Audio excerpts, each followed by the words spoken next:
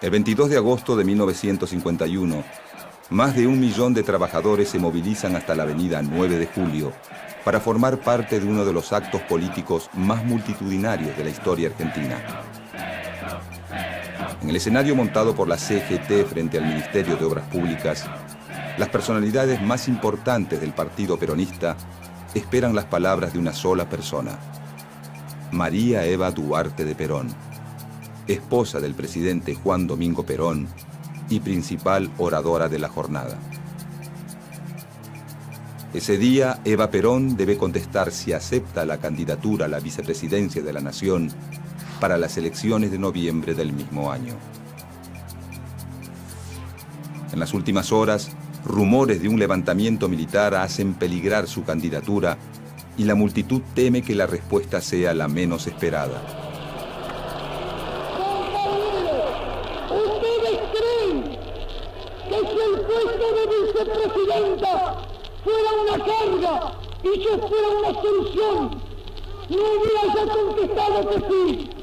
Es que estando el general Perón en el gobierno, el puesto de vicepresidenta no es más que un honor, y yo quiero aspiro nada más que al honor del cariño de los gerentes de mi país. Ante la negativa de sus seguidores, Eva Perón pide unas horas más para meditar la respuesta. 9 días más tarde, renuncia a su candidatura por cadena nacional.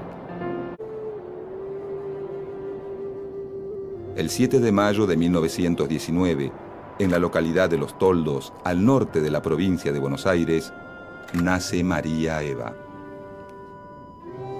Hija de Juana Ibarguren, costurera, y de Juan Duarte, hacendado y dirigente del Partido Conservador. En el año 1927, Juan Duarte muere en un accidente automovilístico. Juana Ibarguren, al no ser su esposa, no recibe herencia alguna y queda sola a cargo de sus 5 hijos, quienes a partir de ese momento viven en medio de grandes privaciones económicas.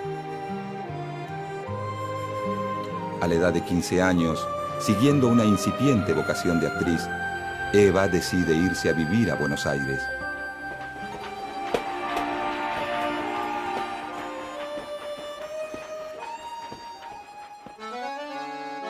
Poco se sabe sobre los primeros años de María Eva Duarte en Buenos Aires, pero para principios de la década de los 40 ya se perfila como una ascendente actriz de cine y radionovelas.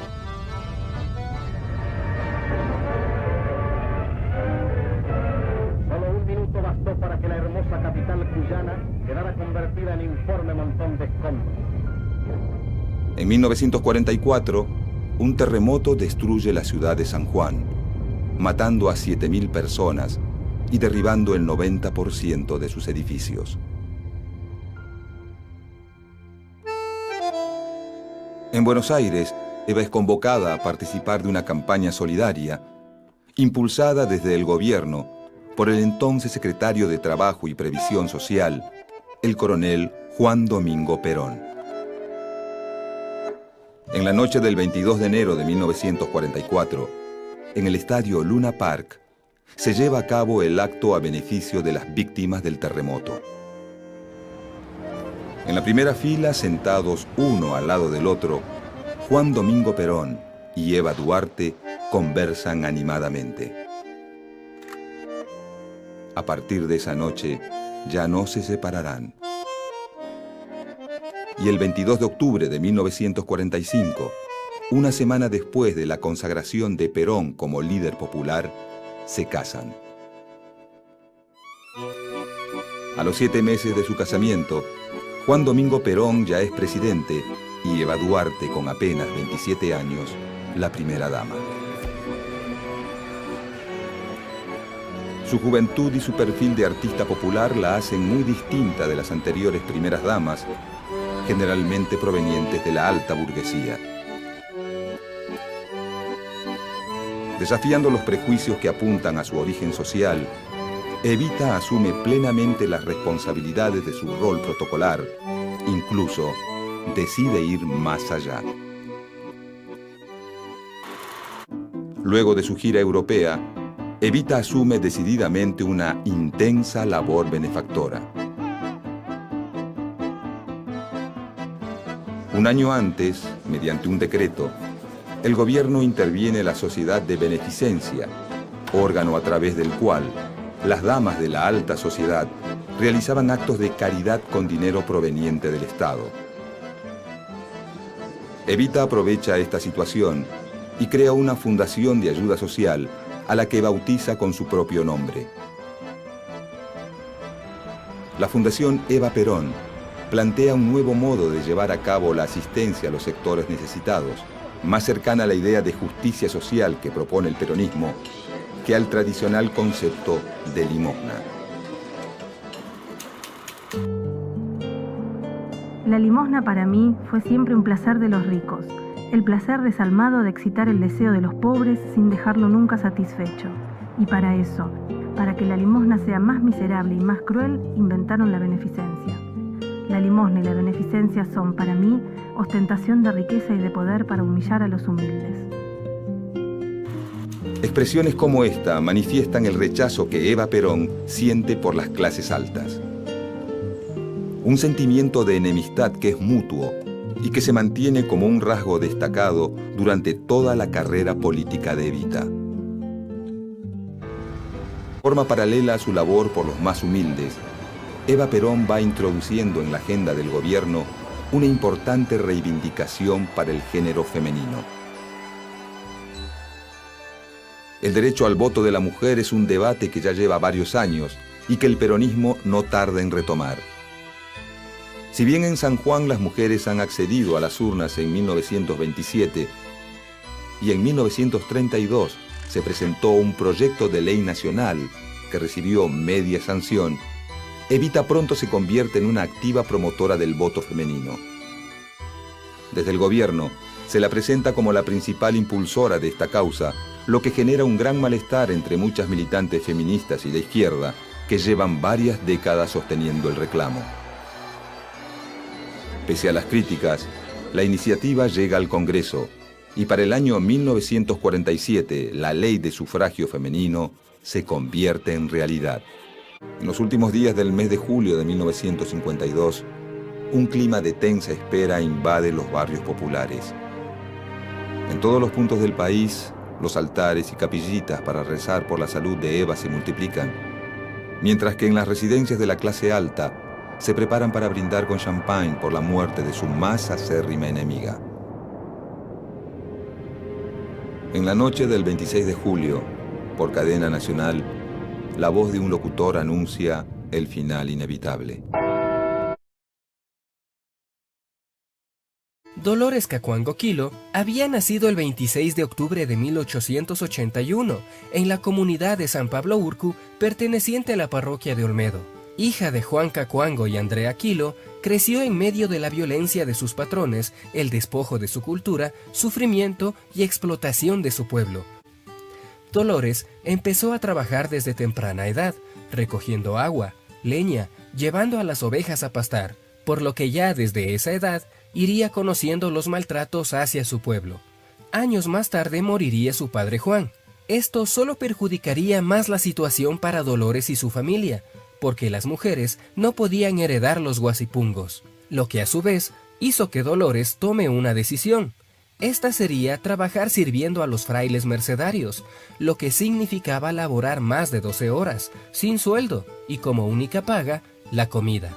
Sin embargo, poco después, tendría que abandonar aquel trabajo, pues Dolores estaría próxima a cumplir la mayoría de edad, lo que significaba que tendría que casarse por obligación, sin antes, claro, pasar por la mano de los curas. Por dichas razones, Dolores viajaría a Quito para trabajar en la casa de un militar, en donde su trabajo no sería nada menor a sus labores anteriores. Sin embargo, en el tiempo que estuvo en la ciudad, habría de enterarse de muchas cosas, entre ellas que los indios tienen leyes que les amparaban. En 1897, Eloy Alfaro sería presidente del Ecuador. Él reduciría la esclavitud, implantaría el matrimonio civil.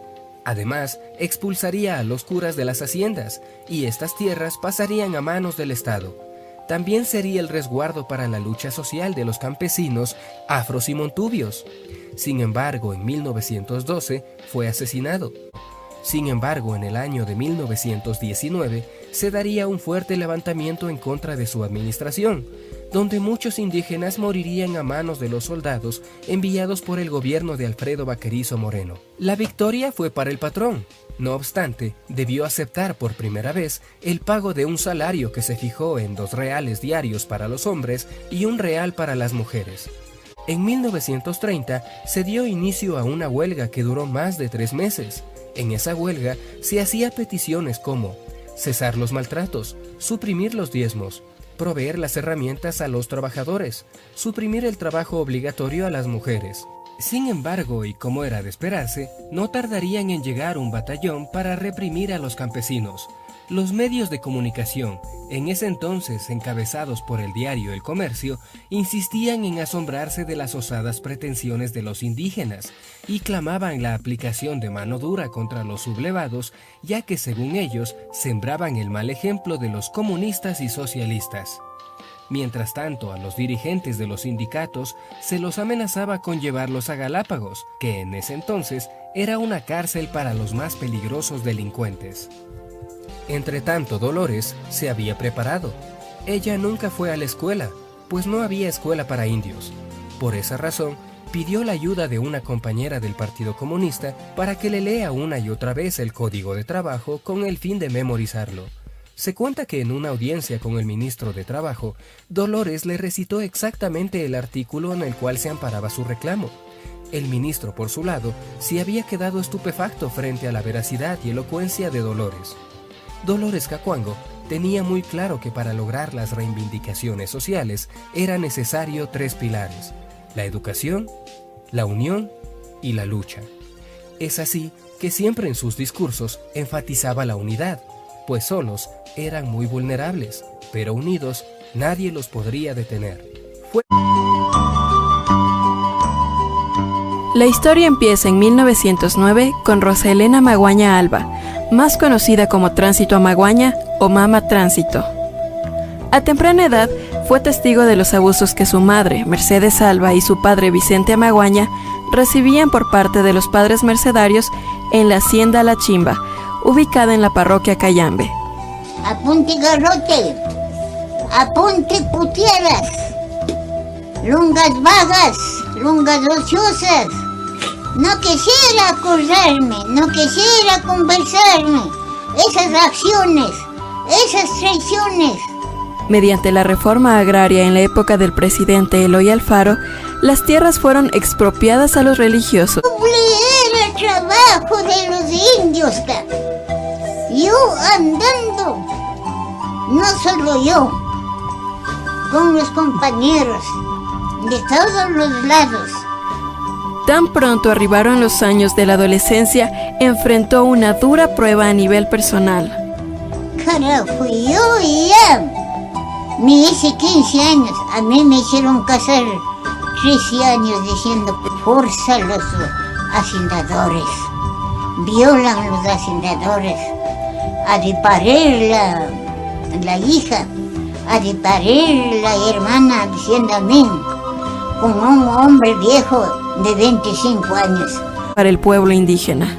Como consecuencia de su postura, destruyeron su vivienda y vivió una vida clandestina oculta por 15 años. En 1945, impulsó la creación de escuelas bilingües para los niños indígenas. En el año 1946, creó la Federación Ecuatoriana de Indios.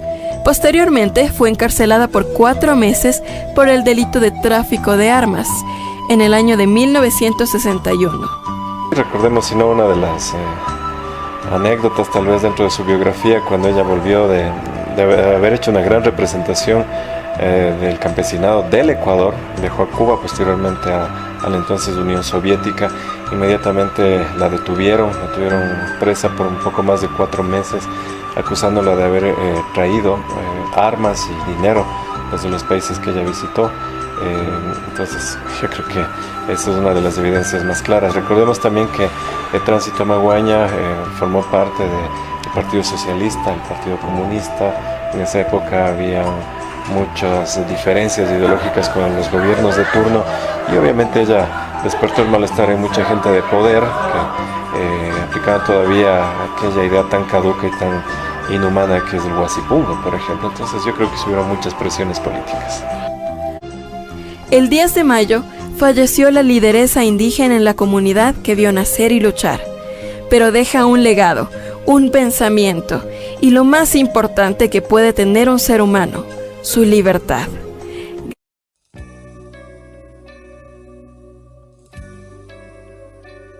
Rigoberta Menchú nació en Uspantán, Guatemala, el 4 de enero de 1959.